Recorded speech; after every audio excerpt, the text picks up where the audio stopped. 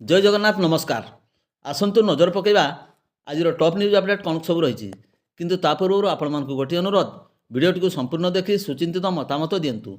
जो मैंने चैनल को प्रथम कर सब्सक्राइब करूँ एवं आसुवा बेल आइकन को प्रेस करूँ जहाँफल प्रत्येक नूतन भिडियोर नोटिफिकेशन आप सर्वप्रथम पाइपर। तेज आसतु नजर पकईवा आज प्रमुख खबर गुड़िक आज प्रथम खबर करंजिया थाना उप आरक्षी निरीक्षक सुधांशु शेखर सेठी सदल बेले पेट्रोलिंग करुवा बेले गिधिबास छक निकट चरा मांकड़ा पथर बजई दुईटी ट्राक्टर को जबत कर घटनास्थल ट्राक्टर द्वयर ड्राइवर मैंने फेरार हो जाते ओडी 06D 1975 19676 एवं ओडी 11A 4551 एवं 4552 नंबर थिबा ट्राक्टर गुड़िकर ड्राइवर मैंने फेरार हो जाता बेले गोटे ट्राक्टर मालिक और अन्यटीर मालिकों भाई घटनास्थल को पहुँची पुलिस से अटक रखी तदंत करथिले।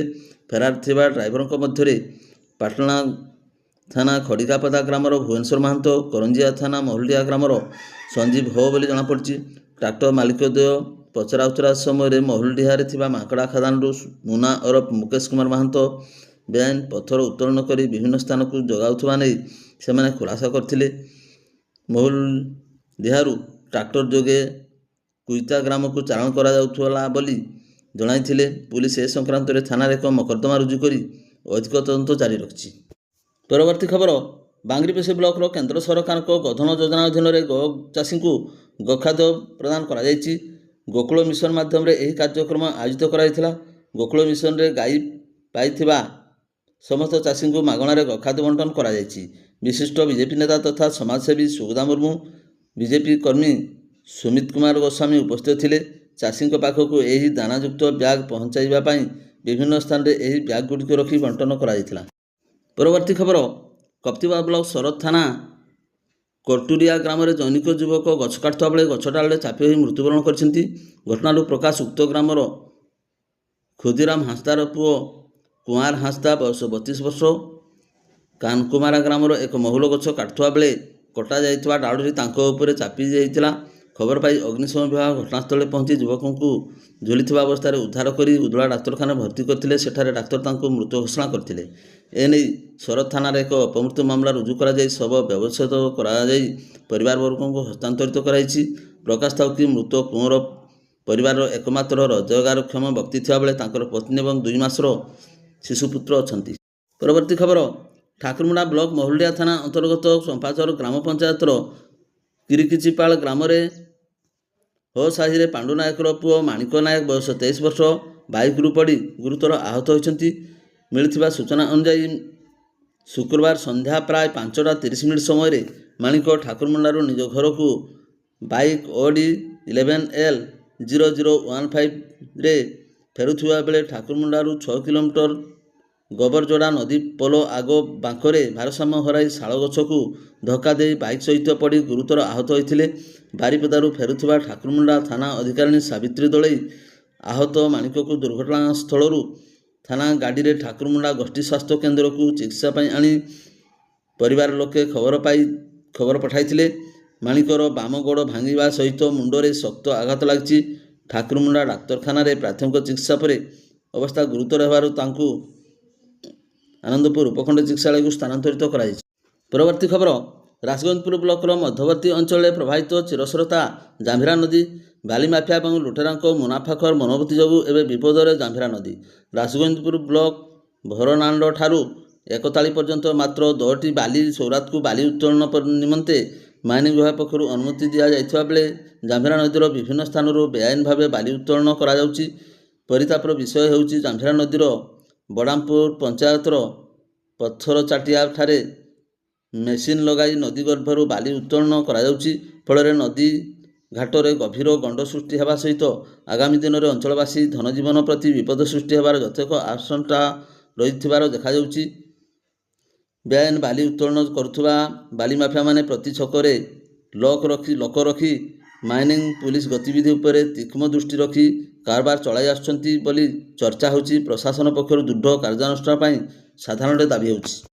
परवर्ती खबर मयूरभंज जिला शिमिलपाल अभयारण्य शिकार होइथिबा विरल कला बाघ ଛାଲ ଜବତ ଘଟଣାରେ ବାରିପଦା ବନ ବିଭାଗ ପକ୍ଷରୁ 3ଟି ପର୍ଯ୍ୟାୟରେ ମୁଖ୍ୟ ଅଭିଯୁକ୍ତ ସମେତ ମୋଟ 14 ଜଣ ଅଭିଯୁକ୍ତଙ୍କୁ କୋର୍ଟଚାଲାଣ କରାଯିବା ପରେ ଜେଲ୍ ହାଜତକୁ ପଠାଇ ଦିଆଯାଇଛି।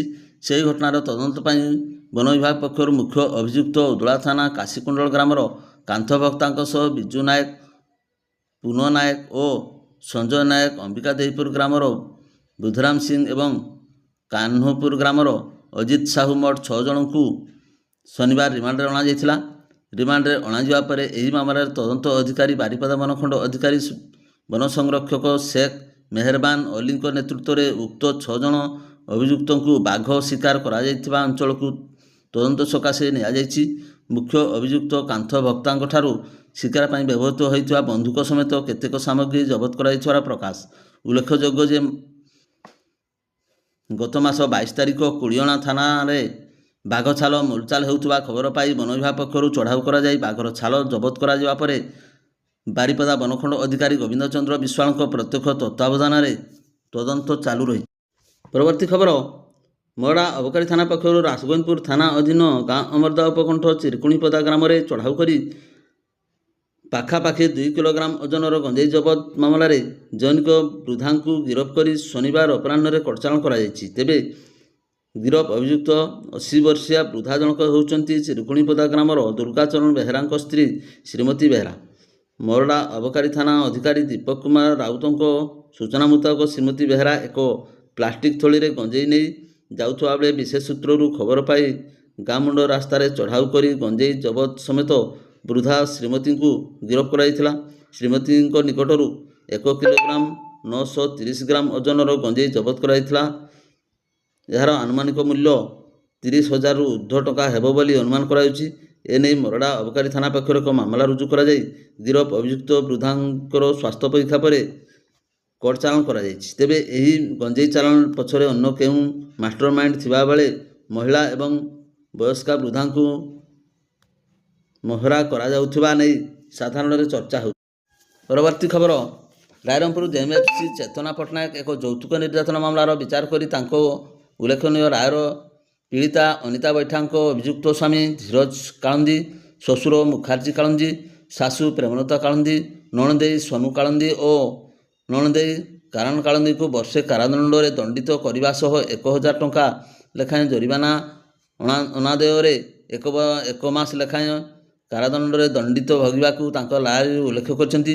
ପୀଡ଼ିତା ଅନିତା ବୈଠାଙ୍କ ଏତଲା ମୁତାବକ ସେ 11/2/2022 ତାରିଖରେ ଝାଡ଼ଖଣ୍ଡ ରାଜ୍ୟ ପୂର୍ବ ସିଂଭୂମ ଜିଲ୍ଲା ଗୋଲମୁରି ଥାନା ଟୁଇଲା ଡୁଙ୍ଗରି ଗ୍ରାମର ଧୀରଜ କାଳନ୍ଦୀଙ୍କୁ ବିବାହ କରିଥିଲେ। ମାସକ ପରେ 5 ଲକ୍ଷ ଟଙ୍କା ଯୌତୁକ ଦାବି କରି ଅନିତାଙ୍କୁ ନିର୍ଯାତନା ଦେବା ସହିତ ଏପରିକି ସ୍ୱାମୀ ଧୀରଜଙ୍କ ଗୋଇଠା ମାଡ଼ରେ ଅନିତାଙ୍କ ଗର୍ଭସ୍ଥ ଶିଶୁର ମୃତ୍ୟୁ ହୋଇଥିଲା। ଏହାର ବିଚାର କରି ସାକ୍ଷ୍ୟ ପ୍ରମାଣ ଆଧାରରେ 5 ଜଣ ଅଭିଯୁକ୍ତଙ୍କୁ ଏହି ରାୟରେ ଶୁଣାଇଥିଲେ। ସରକାରଙ୍କ ପକ୍ଷରୁ ଆଇନଜୀବୀ ସୁକାନ୍ତ ବାରିକ, ଅଭିଯୁକ୍ତଙ୍କ ପକ୍ଷରୁ ଶିବଶଙ୍କର ପଡ଼କାର ମକଦ୍ଦମା ପରିଚାଳନା କରିଥିଲେ। ପରବର୍ତ୍ତୀ ଖବର, ଖିଚିଂ ଅଞ୍ଚଳରେ 2ଟି ବାଇକ୍ ମୁହାଁମୁହିଁ ଧକ୍କା ଲାଗି ଗୁରୁତର ଦୁର୍ଘଟଣା ଘଟିଥିବା ଖବର ମିଳିଛି। ଏହି ଘଟଣାରେ ଖବରକାଗଜ ବିକ୍ରେତା ଜନ୍ମେଜୟ ଟିପିରିଆ ଆହତ ହୋଇଛନ୍ତି। ସୂଚନା ଅନୁଯାୟୀ ଜନ୍ମେଜୟ ଟିପିରିଆ ଖବରକାଗଜ ବାଣ୍ଟିବା ପାଇଁ ଘରୁ ବାଇକରେ ସୁକୁଳି ବଜାର ଆସୁଥିବା ବେଳେ ଗ୍ରାମ ପଞ୍ଚାୟତ ନିକଟରେ ବିପରୀତ ଦିଗରୁ ଏକ ବୁଲେଟ୍ ସହିତ ମୁହାଁମୁହିଁ ଧକ୍କା ହୋଇଥିଲା। ସେ ରାସ୍ତାରେ ପଡ଼ି ଆହତ ହୋଇଥିଲେ। ସ୍ଥାନୀୟ ଲୋକେ ତୁରନ୍ତ ତାଙ୍କୁ ଉଦ୍ଧାର କରି ନିକଟସ୍ଥ ଚିକିତ୍ସାଳୟକୁ ପଠାଇଥିଲେ।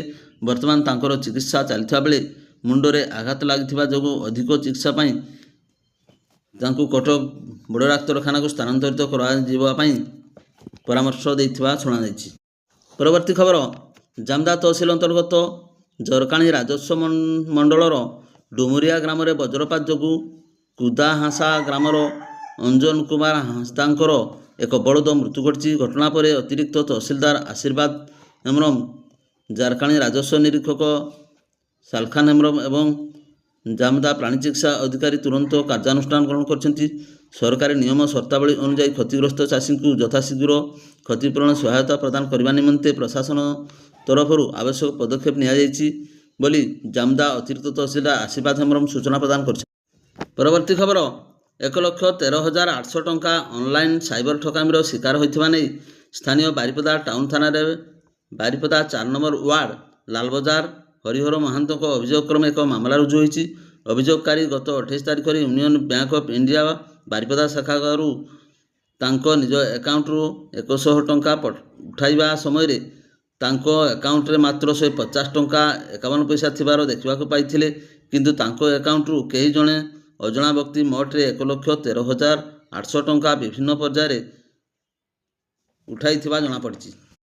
ପରବର୍ତ୍ତୀ ଖବର, ମୋରଡ଼ା ଥାନା ଅଧୀନ ପାଟପୁର ନିକଟରେ ଏକ ଦ୍ରୁତଗାମୀ ବାଇକ୍ ଗୁରୁବାର ରାତିରେ ଦୁର୍ଘଟଣାଗ୍ରସ୍ତ ହେବାରୁ ଚାଳକଙ୍କର ମୃତ୍ୟୁ ଘଟିଥିବା ଜଣାପଡ଼ିଛି। ଦୁର୍ଘଟଣା ଖବର ପାଇ ଚିତ୍ରଣା ଅଗ୍ନିଶମ ବାହିନୀ ପହଞ୍ଚି ଲୋକଙ୍କ ସହାୟତାରେ ଗୁରୁତର ଅବସ୍ଥାରେ ବାଇକ୍ ଚାଳକଙ୍କୁ ଉଦ୍ଧାର କରି ନିକଟସ୍ଥ କିଶାନତାଣ୍ଡି ଡାକ୍ତରଖାନାରେ ଭର୍ତ୍ତି କରିଥିଲେ। ହେଲେ ସେଠାରେ କାର୍ଯ୍ୟରତ ଡାକ୍ତର ତାଙ୍କ ମୃତ ଘୋଷଣା କରିଥିଲେ।